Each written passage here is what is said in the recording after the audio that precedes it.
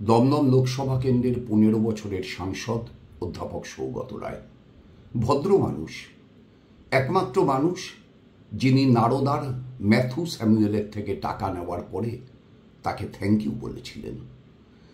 15 বছরে তৃণমূল কংগ্রেসের সাংসদদের ভিতর সংসদে সবচাইতে বেশি বক্তৃতা করেছেন সৌগত রায়, সবচাইতে বেশি প্রশ্নও করেছেন।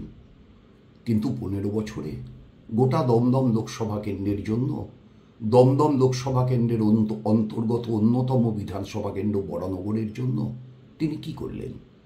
একটি কেন্দ্রীয় প্রকল্প বরানগর কিংবা দমদম পেল না কেন? বরানগর কিংবা সামগ্রিক দমদমে কেন্দ্রীয় সরকারের অব্যবহৃত জমির মোট পরিমাণ 500 একরের কাছাকাছি।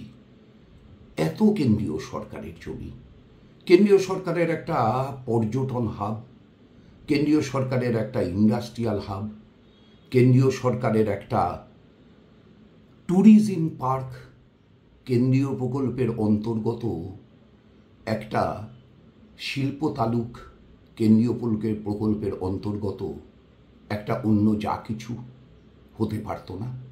মাননীয় সৌগত রায়, দমদমবাসী তো 3 বার আপনাকে নির্বাচিত করল।